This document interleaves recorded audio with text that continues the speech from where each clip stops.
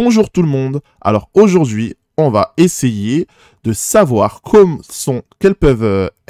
on peut placer des points dans un plan et comment peut-on noter des points qui sont déjà placés dans un plan et comment on peut les noter selon les graduations qu'il y a dans ce plan. Alors, cette vidéo, c'est la progression, c'est le prolongement d'une autre vidéo que j'ai faite sur les droites graduées. Je t'encourage à aller la voir si cette vidéo semble trop compliquée pour toi. Alors, qu'est-ce qu'un plan, tout simplement? Alors, dans un plan, on peut appeler aussi ça un repère, on a deux droites graduées. On a la droite graduée qui va de bas en haut, comme ça, qui est en bleu, d'accord, qu'on appelle axe des ordonnées. Et on a une autre droite en rouge, que j'ai mis en rouge ici, qui va de gauche à droite, qui s'appelle l'axe des abscisses. Alors, sur l'axe des ordonnées, très important ici, au croisement des deux droites, on a ce qu'on appelle l'origine de notre repère. On va nommer O ici. Donc ici, sur l'axe des ordonnées, en dessous de l'origine du repère, on a des nombres qui seront négatifs. Là, ça sera des graduations de l'axe des ordonnées qui correspondent à des nombres négatifs. Et de ce côté, sur l'axe des abscisses, pareil, ce sont des nombres négatifs. Et de ce côté-ci, du coup, on aura des nombres négatifs pour l'axe des ordonnées. Mais ici, sur l'axe des abscisses et sur l'axe des ordonnées, on aura des nombres qui seront positifs ici. Sur le côté droit, au rouge, et ici, ça sera des nombres qui sont positifs. Donc là, on a des nombres négatifs pour l'axe des ordonnées et l'axe des abscisses. Et ici, ça sera du positif pour l'axe des ordonnées et du négatif pour l'axe des abscisses. Et de même ici, ce sera du positif pour l'axe des abscisses et du négatif pour l'axe des ordonnées. Donc, on va placer un point. Donc, sur cet axe. D'accord? On a des graduations, on ne sait pas encore à quoi ça correspond. Donc, on va essayer de les noter. Donc, ici, on va appeler O, qui est le centre. Là, on va mettre 1. Du coup, la première graduation, là, 2. Ici, 3. 4. Ça, c'est la graduation de l'axe des abscisses, d'accord? Et ensuite, en ce qui concerne la graduation de l'axe des ordonnées, ici, en bleu, on va les noter. On va noter, hein. Donc, ici, c'est 1. Par exemple, là, ça va être 2. Ici, ça va être 3. Et du coup, ici, c'est moins 1, c'est négatif. Et voilà. Et nous, on s'interroge, on veut savoir, le point A qui est situé ici, bah, il correspond à quelle graduation sur l'axe des ordonnées et à quelle graduation sur l'axe des abscisses. Donc, ce qu'on fait, c'est qu'on va toujours commencer par l'axe des abscisses, d'accord? Et on va tracer une droite comme ça, des pointillés qui va jusqu'au point A. Et on va voir sur l'axe des ordonnées, ça correspond à combien? Donc, on voit que le point A, il est au niveau de la troisième graduation sur l'axe des abscisses et il est au niveau de moins 2 sur l'axe des ordonnées. Ben voilà.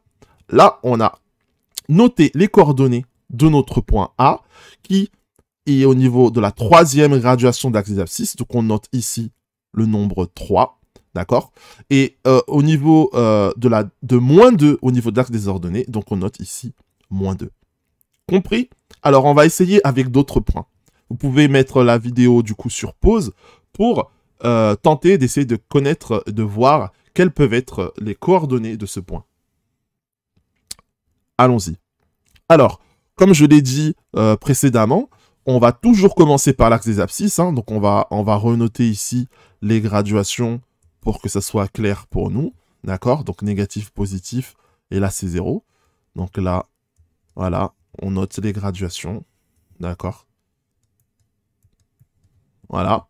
Alors, notre point B, il est à ce niveau-là. D'accord? Et si on commence au niveau de l'axe des abscisses, donc on y va. On part du point et on va aller sur l'axe des abscisses pour tenter de voir sur quelle graduation le point B se situe. Et on voit que au niveau de l'axe des abscisses, le point B correspond à moins 1 au niveau de l'axe au niveau de l'axe des abscisses, pardon, au niveau de l'axe des ordonnées. Ensuite, en bleu, là, on est sur du 4. D'accord? Donc voilà, les coordonnées du point B sur notre repère est -1 pour l'axe des abscisses et 4. Alors, cette fois-ci, on va essayer de faire le travail inverse. C'est-à-dire que moi, je vais vous donner dans cet exercice les coordonnées du point C et du point D, et ce sera à vous de les placer sur le repère. Donc, je vous laisse faire cet exercice. Vous pouvez mettre la vidéo sur pause. Ensuite, nous passons à la correction. Allons-y. Alors, nous, on va commencer par le point C. On nous dit qu'au niveau, rappelez-vous, on doit toujours commencer par l'axe des abscisses. Donc, le point C, il est à -4 au niveau de l'axe des abscisses. Donc, si on remet les graduations ici, on voit que -4 se situe dans la partie négative, donc ici. Au niveau de l'axe des abscisses, le point C, il est à -4 sur l'axe des abscisses. Et il est à 1 sur l'axe des ordonnées. Donc, l'axe des ordonnées, donc là, on a dit que c'était O, l'origine, hein, 1, voilà. Donc, on va aller à -4 et 6.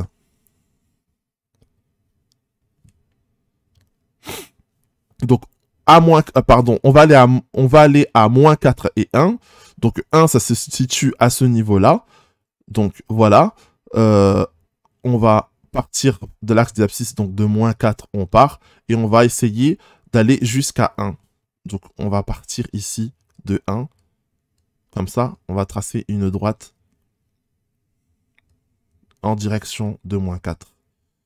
Et voilà. L'intersection entre -4 et 1, on se situe ici. Donc, le point C se situe ici. Il est à -4 et 1.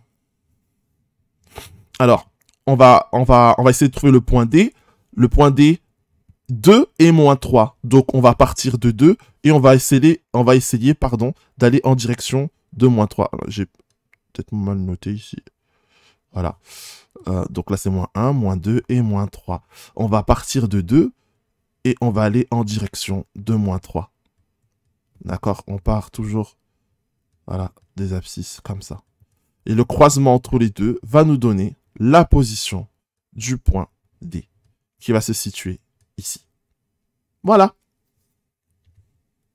Donc, comme je l'ai montré, donc là, plus proprement, l'intersection entre l'abscisse et les ordonnées, les coordonnées, on a les positions des points C et des points D.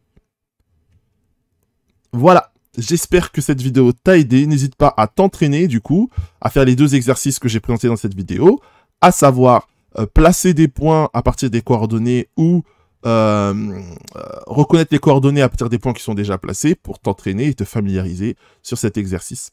N'hésite pas à t'abonner. Bon courage pour la suite!